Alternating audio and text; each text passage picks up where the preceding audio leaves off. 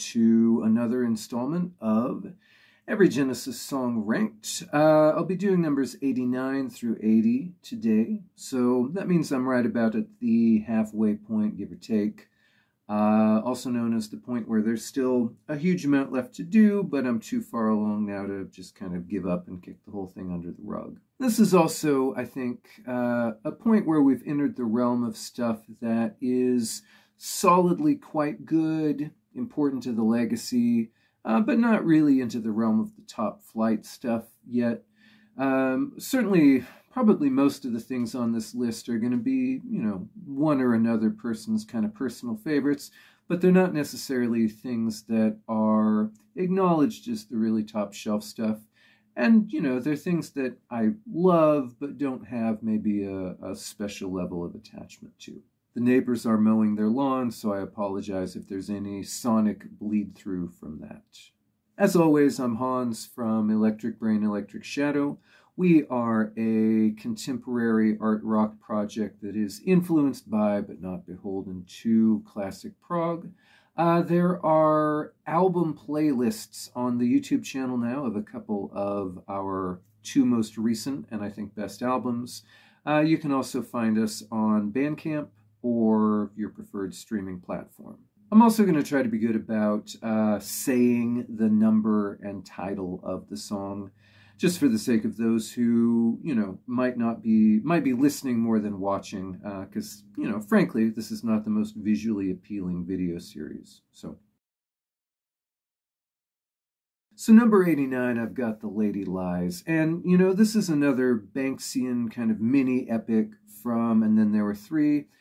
Basically identical in quality and style and nature to Burning Rope, although the lyrics here give themselves totally over to the world of fantasy, where Burning Rope is kind of more real-life philosophical concerns addressed in the language of fantasy. The verse has kind of a nice loping rhythm, really kind of winding, intricate progression that's very classically Tony Banks.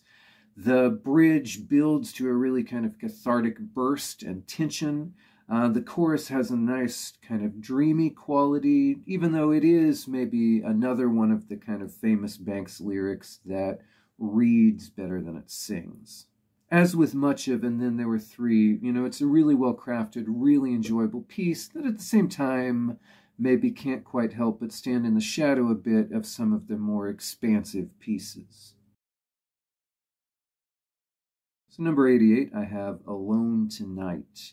And Duke, of course, famously had a lot more short songs. It had a shift toward a lyrical balance that's focused much more on emotional concerns, which are sometimes stated in an unusually plain-spoken way. But I think a lot of the reason it still coheres as an album is that aspects of that new sensibility are still being filtered through aspects of the old one. Banks has talked in interviews about the band's kind of lack of swing, right? Its stiffness being an early defining characteristic.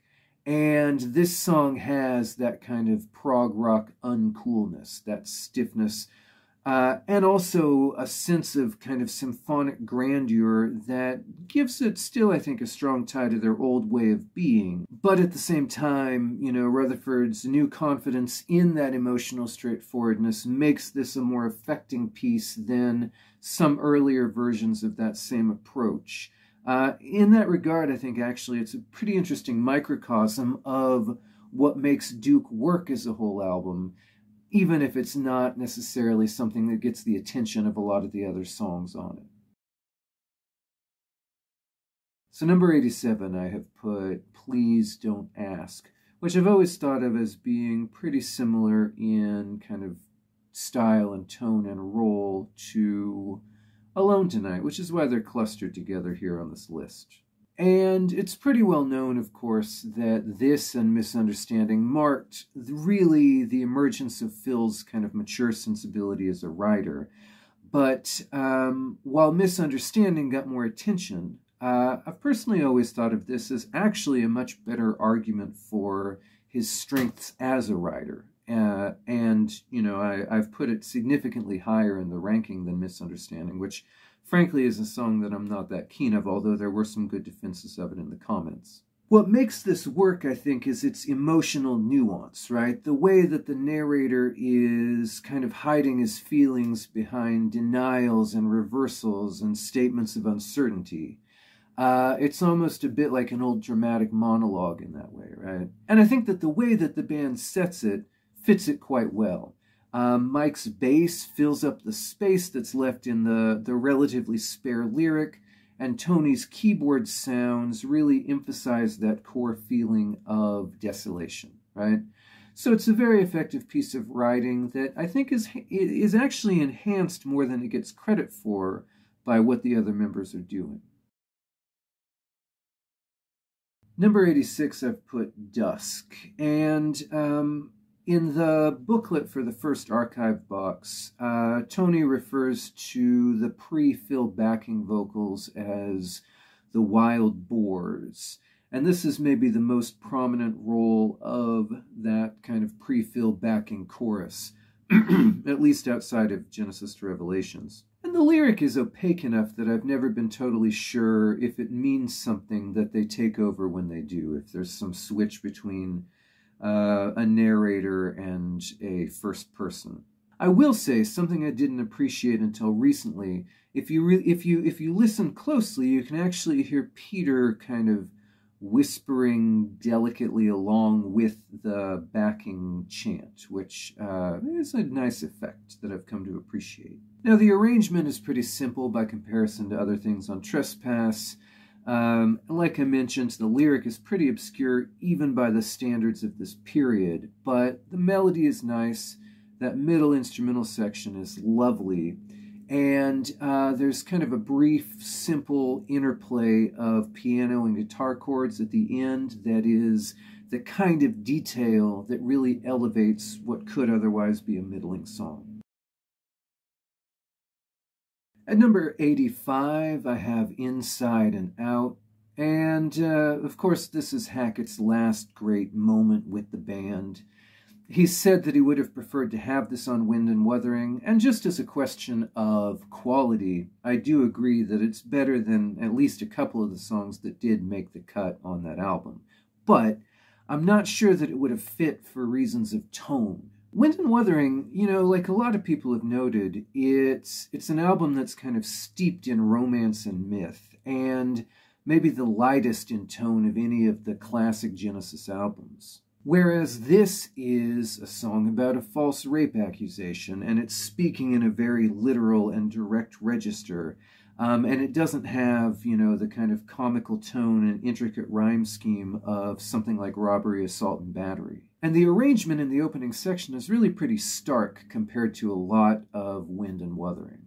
And those qualities, right, that kind of starkness, that dark, straightforward narrative, combined, of course, with really one of Hackett's best guitar workouts, really in any Genesis song, make this a very haunting, very exciting piece, but ultimately they kind of also render it homeless within the catalog, right? I think to put this on Wind and Wuthering in favor of something like Your Own Special Way, that might not have been as good a song, you know, that switch would really have tilted the tone of that overall album in ways which might have made it less singular within the catalog.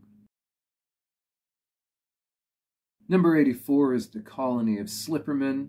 Lyrically, of course, this is the most grotesque thing they ever did, although some of that grotesqueness is obfuscated behind pretty esoteric wordplay.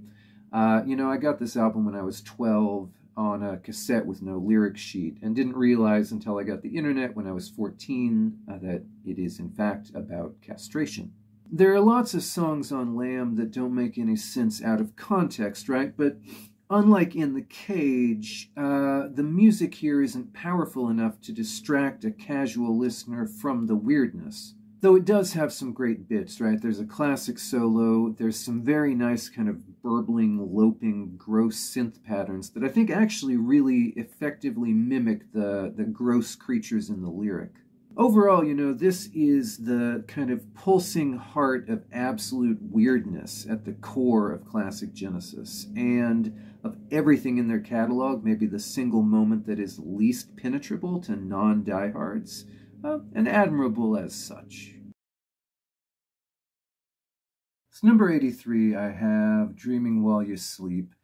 And this seems on paper like it should be actually a really great piece. You know, the drum machine pattern and the synth loop are memorable and atmospheric. The shift that they make there from, you know, the drum machine in the first part to the kind of big classic intruder drum sound is something that underpins a lot of really effective Genesis songs from this time.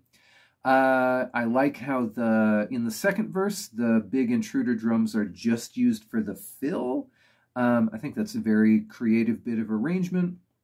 And certainly it's a very creative and moving and disturbing lyric. It really surprised me to find out that Rutherford wrote it. It does feel melodically underwritten, though, you know, particularly the chorus line. And for as long as the song is, it feels a bit like it should go somewhere or build to something that it never quite does. So, you know, ultimately it's a great mood piece with a lot of effective bits that doesn't quite succeed on the level that perhaps it could have. Number 82, I have Harlequin. Not too much to say about this song, I suppose. It's a brief kind of piece of candy, almost, with some really lovely details, a few of which almost seem accidental. I'm particularly fond of how the backing vocals cut back to just Peter in the final line of each verse. Mike talks this one down in his autobiography. He kind of writes it off as a mistake, but I have to admit I don't agree with that at all. You know, it's short, but it does pack a lot of really beautiful detail into a small space. Number 81, I've put Timetable. This is a modest, evocative song about the passage of time. The piano intro is really a particularly fantastic little progression, and I almost feel like that intro could be its own standalone piece. You know, this is the closest thing they got to a pop song on the Foxtrot album, and honestly, it's still pretty darn far. Number 80, I've put Undertow. This is a lovely ballad, one of Phil's most kind of heart-rending and effective pre-Duke vocals. It's a very good sounding song, too. You know, it's got a really full, lush production. It's just kind of a good piece to lie back and sink into. If anything, it may be a little too emotive. You know, there's some kind of, there's like an over-the-top quality about it that edges almost up to melodrama, though they are smart enough not to cross that line, but this would be about as close as they skirted it in the old days. That's a minor objection, though, and arguably maybe not even an objection at all. And this is a really beautiful song that's surprisingly soothing in spite of the turbulence at the heart of it. All right, that's all I have for today. Thank you much, everybody, for your time and attention. Hopefully I'll be back in a couple weeks with 79 through 70, and hope you all have a good afternoon.